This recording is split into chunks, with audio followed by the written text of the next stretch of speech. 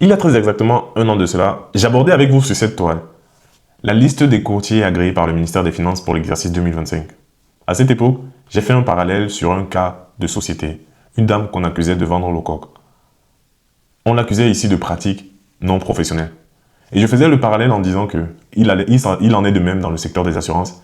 Certains se retrouvent à baigner dans de sales eaux.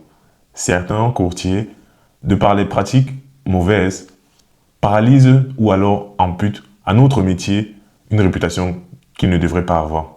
Le ministère des Finances, en tout cas par son organe de régulation, la Direction nationale des assurances, publie à cet effet de façon régulière, sinon de façon annuelle, une liste donc des courtiers qu'il considère et qu'il agrémente pour l'effectuation ou alors pour l'opéralisation de la vente des assurances au Cameroun.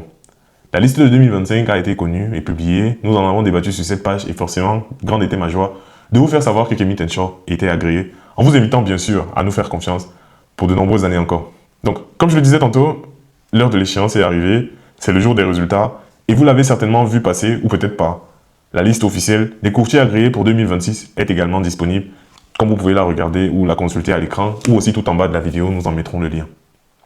Quoi qu'il en soit, pour cette année 2026, on va dire que les résultats se présentent sous trois groupes. On a la catégorie verte, rouge et jaune, comme les couleurs d'un poteau électrique, quoi. En tout cas un poteau de signalisation. La couleur verte, c'est la catégorie des courtiers agréés. Et pour l'année 2026, ils sont au nombre de 123. 123 cabinets de courtage en assurance qui donc ici peuvent pour l'année 2026 continuer d'effectuer leurs activités sans la moindre gêne. En tout cas, ont reçu de la part du ministère un agrément, un feu vert pour continuer les affaires. La deuxième catégorie est la catégorie orange. Des compagnies qui sont jugées ici en cours de ballottage. Ils doivent encore justifier auprès de la tutelle les preuves de leur bon fonctionnement ou en tout cas de l'éthique et la déontologie de leur pratique. Mais je pense que plus alarmant, et ça vous serez d'accord avec moi, c'est la catégorie rouge. Parce que eux, ils souffrent désormais d'un retrait de leur agrément. Pour certains, il est mentionné clairement définitif. Et la note, comme on peut l'avoir affichée à l'écran, explique aussi dans certains cas, soit des détournements connus de primes d'assurance, soit alors toute action plus grave comme un retrait qui avait été précédemment attribué. Certains sont même accusés de caducité désormais de leur agrément. Quoi qu'il en soit, vous vous posez certainement la question de savoir quelle est la situation de Kemi Tenshaw. L'année passée, on était dans la catégorie verte. Et cette année, malheureusement, on se retrouve dans une catégorie de ballottage. Nous sommes dans la couleur orange. Nous sommes comme certains d'entre nos confrères, 80 autres courtiers, invités à nous rapprocher des services du ministère dans les plus brefs délais, c'est-à-dire exactement 30 jours, pour prendre attache avec eux, clarifier certaines situations. Et je vais ici vous expliquer aussi de quoi est-ce qu'il peut bien s'agir dans ce cas-ci.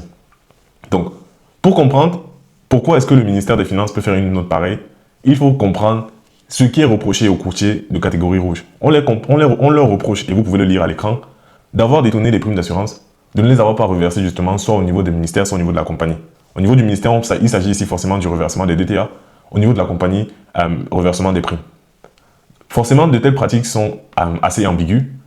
Et pour ceux donc qui, après un premier, un deuxième ou un troisième investissement, bref, pour des raisons de gravité des faits qui leur sont reprochés, il s'ensuit qu'ils sont aujourd'hui sanctionnés, que leur agrément leur a été prélevé. Comme je l'ai dit tantôt, ceci concerne 33 cabinets de courtage d'assurance. Pour les 81 courtiers en cours de ballottage, les faits sont plus ou moins les mêmes, c'est-à-dire le respect des conditions de DAO, c'est-à-dire le respect surtout des reversements et des délais de reversement, de transmission des états de production et surtout aussi de l'implémentation des nouveaux outils de travail comme par exemple la plénière et ainsi de suite.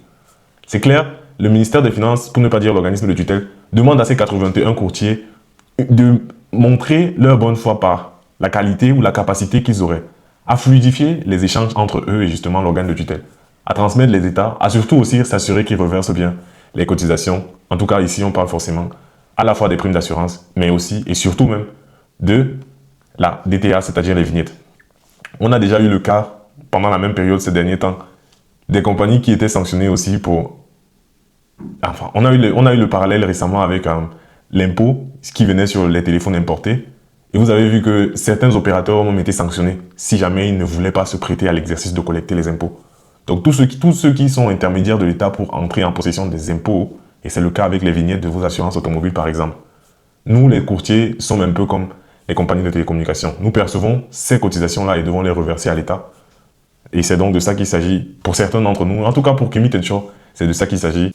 Donc, dans le cas de Kimi Tenchor, il va s'agir, tout comme pour ces 80 autres courtiers en catégorie orange, en catégorie de ballottage, je dis bien, ou de rattrapage, il va s'agir d'entrer en contact avec le ministère des Finances, sinon la Direction nationale des assurances, et de clarifier justement les états, clarifier la collaboration et s'assurer donc de notre bonne éthique en fait. Ok, la catégorie verte, c'est forcément ceux qui sont pour leur exemplaire dans leur démarche et qui doivent à tous nous servir de standard ou en tout cas nous inspirer selon qu'on doit copier ce qu'il y a de bon. Ayant clarifié cela, je me pose la question, en tout cas je vous la pose à vous. Est-ce que l'avertissement qu'on a donné l'année passée en vous disant de vous assurer de connaître si votre courtier avec lequel vous travaillez est vraiment agréé pour l'année en cours, est-ce que ce conseil a été suivi? Bref, je reformule. Est-ce que c'est important pour votre réalité quotidienne de savoir si le courtier avec lequel vous travaillez est assuré ou pas? Est agréé ou pas? Moi, je crois que ça doit être intéressant de savoir qu'on travaille avec des courtiers agréés. Et je crois que c'est un bel effort du ministère des Finances ici pour assainir le secteur d'année en année. Mais il faut se dire la vérité. Tous ne sont pas forcément fautifs lorsqu'on les a accusés ici. Il y en a qui, malgré leurs propres efforts, ne réussissent pas pour une raison X ou Y à faire reconnaître leurs droits. Des innocents se retrouvent malheureusement souvent aussi en prison. Donc, il faut reconnaître que même si la liste est sortie, c'est au cas par cas qu'on doit pouvoir évaluer certaines choses. Et même encore ici, donner à chacun, en tout cas cela est ma vision et c'est celle qu'on défend aussi au sein de l'APCA, donner à chacun les possibilités de se défendre encore. Pour vous les utilisateurs, pour vous les assurés, pour vous la clientèle, notre devoir en tant que courtier, c'est d'en parler. En tout cas, mon rôle, notre rôle chez Kimi Tenchor, c'est de vous tenir au parfum de l'actualité de l'assurance au Cameroun. Et je vous quitte ici avec le sentiment d'un devoir bien fait, tout en vous donnant rendez-vous déjà dans les prochaines vidéos où nous allons revenir sur cette actualité, en débattre en profondeur avec des micro-trottoirs ou d'autres formes encore d'entretien avec des experts, aussi bien au niveau de l'APCA, l'association des courtiers d'assurance, ou même aussi avec des confrères qui ont soit été sanctionnés, soit alors servent aujourd'hui d'exemple donc de catégorie A, de catégorie verte, ou alors ceux qui ont reçu leur agrément renouvelé. Bref, pour vous dire qu'il y a encore beaucoup de choses à dire, et non, Kimi Tenchor ne ferme pas, on va continuer le travail. C'est maintenant que le vrai business commence, comme l'a dit certains. Prenez soin de vous et à très bientôt. Ciao.